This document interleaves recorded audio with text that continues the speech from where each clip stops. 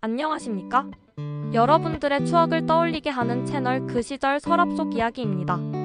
1979년 9월부터 10월까지의 기간은 대한민국 현대사에서 가장 격동적인 시기 중 하나로 유신체제의 몰락을 알리는 신호탄이 연달아 터진 때입니다. 18년 독재의 장막이 드리워진 유신체제는 견고해 보였지만 그 가을 미세한 균열이 거대한 파열음을 내기 시작했습니다.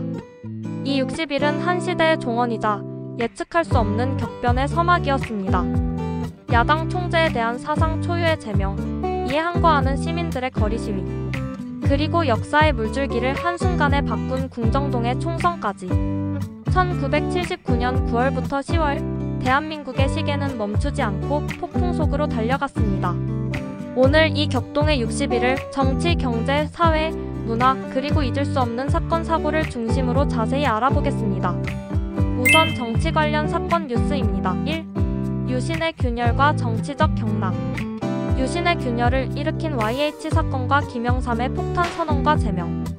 유신 체제 몰락의 단초는 의외로 정치권이 아닌 여성 노동자들의 생존권 투쟁에서 시작되었습니다.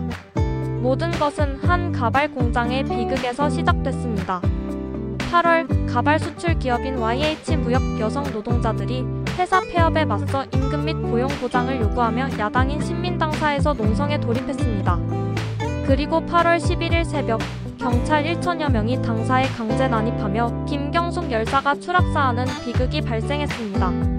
당시 신민당 총재였던 김영삼은 이를 정권의 폭거로 규정하고 강경투쟁을 선언했습니다. 그는 9월 뉴욕타임스와의 인터뷰에서 미국 카터 행정부에 박 정권에 대한 지지를 철회하라는 폭탄 선언을 합니다.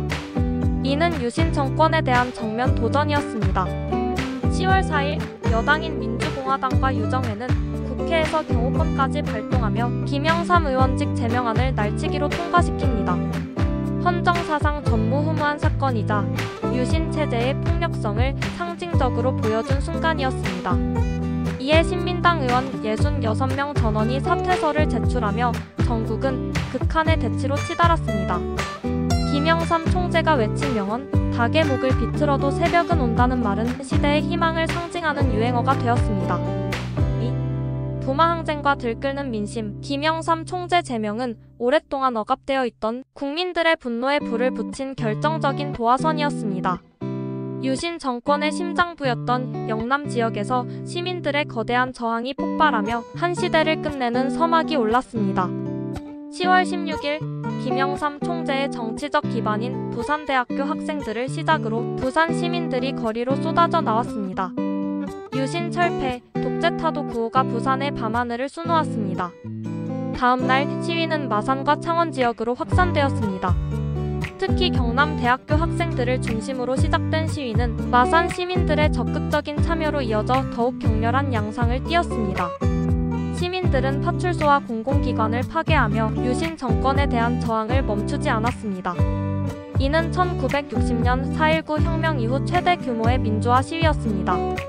유신 정권은 항쟁의 규모와 확산 속도에 심각한 위기를 느꼈습니다. 10월 18일 자정을 기해 정권은 부산의 비상계엄을, 마산과 창원에는 위수령을 선포하며 군대를 동원한 무력 진압을 감행했습니다. 수많은 시민과 학생들이 연행되었지만 이 항쟁은 유신체제의 심장에 울린 마지막 경고였습니다. 부마항쟁은 겉으로는 무력 진압으로 마무리되는 듯 보였으나 유신체제가 더 이상 국민의 지지를 받기 힘들다는 명백한 증거를 보여주었습니다. 3. 12.6 사건과 유신의 종말. 부마항쟁은 유신 정권 핵심부의 갈등을 폭발시켰습니다. 강경 진압을 주장하는 차지철 경호실장과 문건 대응을 주장하는 김재규 중앙정보부장의 대립은 이미 파국으로 치닫고 있었습니다. 김재규는 차지철의 월권과 오만함에 깊은 불만을 품고 있었습니다. 부마항쟁 진압 방식을 두고 차지철은 캄보디아에서 300만 명을 죽였는데 부산 마산에서 100만 명을 희생시키더라도 밀어붙여야 한다는 극단적인 강경론을 펼쳤고, 이는 김재규의 심정에 결정적인 영향을 미친 것으로 알려졌습니다. 10월 초 박 정권의 비판적인 발언을 해오던 김영욱 전 중앙정보부장이 파리에서 의문의 실종을 당했습니다. 이는 김재규에게도 자신의 미래에 대한 공포를 느끼게 하는 사건이었다는 분석이 있습니다. 4. 궁정동 경제 총선과 사건의 전개. 10월 26일 금요일 저녁 7시 40분 서울 종로구 궁정동 중앙정보부가 운영하던 안전가옥중 나동연회장에서 박정희 대통령, 차지철 경호실장, 김재규 정보부장, 김계원 비서실장 등 4명과 여성 연예인들이 함께한 연회는 팽팽한 긴장감 속에 진행되었습니다. 김재규는 연회 도중 차지철과 박 대통령으로부터 질책을 받은 후 잠시 자리를 뜹니다. 그리고 권총을 들고 다시 돌아와 카카 이따위 정치를 하시니 라는 말과 함께 차지철과 박정희 대통령을 향해 발사했습니다. 김재규의 부하들은 별도의 식당에 있던 경호원들을 사살하며 사건을 마무리 지었습니다. 김재규는 나는 야수의 심정으로 유신의 심장을 쏘았다고 말했습니다. 그 순간 18년간의 유신 체제는 막을 내렸습니다. 사건 직후 최규하 국무총리가 대통령 권한대행을 맡았고 전국에 비상계엄령이 선포되었습니다. 국민들은 10월 27일 새벽에야 불의의 사태로 박 대통령이 서거했다는 소식을 접하고 충격에 빠졌습니다. 12.6 사건의 현장이었던 나동은 사건 직후 신군부에 의해 곧바로 철거되었습니다. 이후 남아있던 나머지 궁정동 안가 4채 역시 1993년 문민정부 출범 후 모두 철거되었습니다. 안가가 있던 터는 현재 무궁화 동산이라는 이름의 시민공원으로 조성되어 시민들에게 개방되었습니다. 경제 뉴스로 넘어가 보겠습니다. 벼랑 끝에 선 경제. 정치적 격변 속의 경제는 큰 위기를 맞았습니다. 1979년 하반기 제2차 오일 쇼크가 덮치면서 소비자 물가 상승률이 18%를 기록했습니다. 이듬해 1980년에는 거의 30%에 육박하며 서민들의 생계에 직격탄을 날렸습니다. 이에 따라 생필품 사재기 현상까지 발생하며 국민들의 불안감이 극에 달했습니다. 기름값과 물가가 폭등하며 서민 경제는 큰 고통을 겪었습니다. 정부 주도로 무리하게 추진된 중화학공업은 과잉 투자로 인해 대부분의 기업이 대규모 적자에 시달리기 시작했습니다. 수출 주도 성장의 빛 뒤에 숨겨진 구조적인 문제가 드러난 시기였습니다. 특히 중화학공업 중심의 정책으로 인해 부산, 마산 등지에 몰려있던 노동집약적 중소기업들은 경제적으로 소외되고 도산하는 경우가 늘었습니다. 사회 분위기와 생활 풍경은 어떠했을까요? 가을의 거리 풍경은 개발 시대의 활기와 불안감이 공존했습니다. 10월 16일 한강을 가로지르는 성수대교가 개통되는 등 건설의 열기는 계속되었지만 당시 학생들에게는 교복, 통행금지 등의 제도가 있었으며 엄격한 사회 분위기 속에서도 팝송이나 청바지 등 서구 문화를 몰래 즐기려는 모습이 있었습니다. 젊은이들 사이에서는 서구 문화가 서서히 스며들기 시작했습니다. 특히 7월에 일본에서 출시된 소니 워크맨은 휴대용 음악의 시대를 예고하며 새로운 문화 아이템으로 주목받았습니다.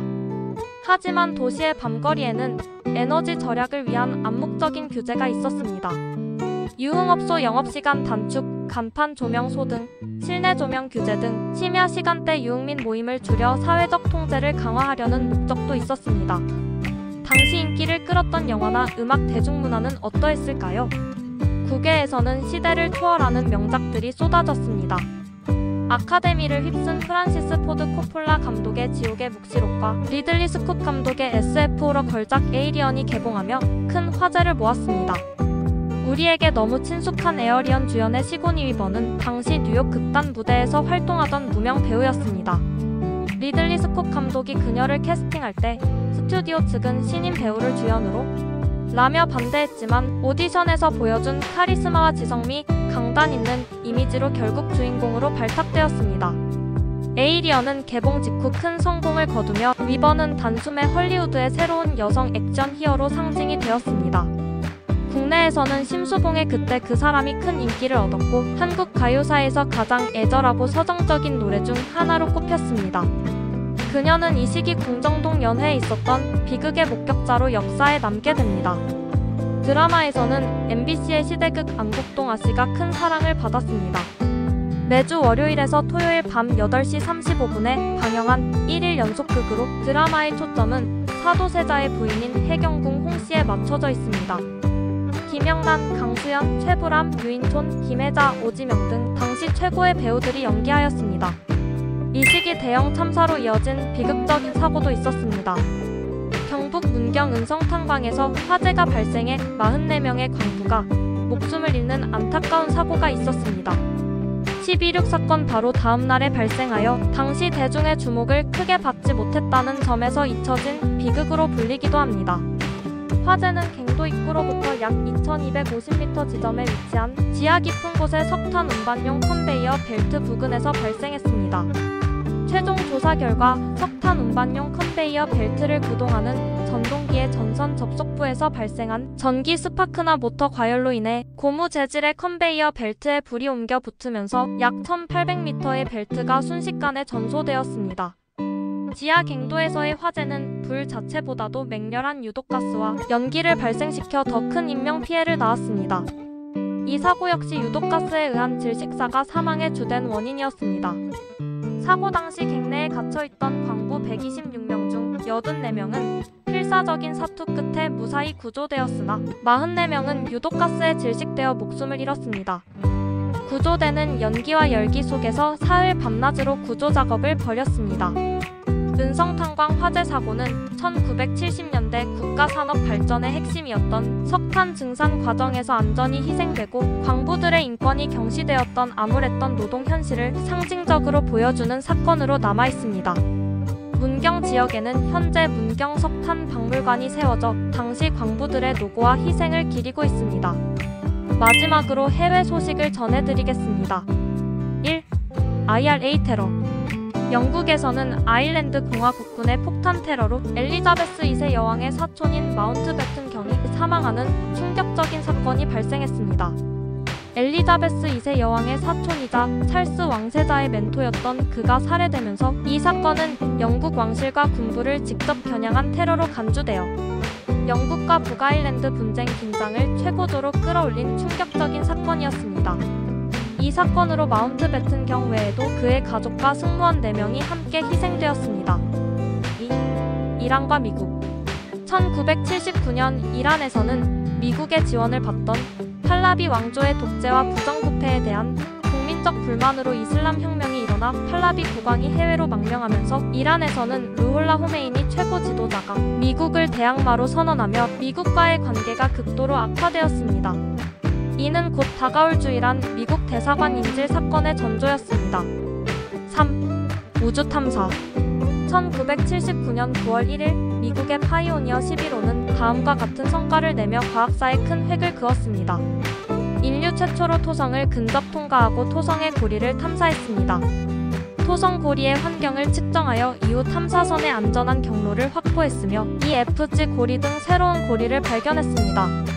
이 임무로 얻은 정보는 뒤이어 발사된 보이저 탐사선들이 성공적으로 토성과 그 이후의 외행성을 탐사하는 데 결정적인 기반을 마련해 주었습니다. 여기까지가 준비한 영상입니다. 격동의 1979년을 살펴보면서 우리는 한 해 동안 발생했던 극명하게 상반되는 역사의 단면들을 목격했습니다. 이 시대를 관통했던 비극과 우리의 현재를 있게 한 과거의 수많은 희생은 결코 잊혀져서는 안 될 우리의 역사입니다. 이미 오래전 일이지만 그 속에는 여전히 지금을 비추는 거울이 숨어있고 그 거울을 바라보며 우리는 오늘을 이해하고 내일을 꿈꿀 수 있는 것입니다. 오늘 영상이 유익하셨다면 저희 채널이 더 좋은 영상을 만들 수 있도록 구독과 좋아요, 알림 설정 부탁드립니다.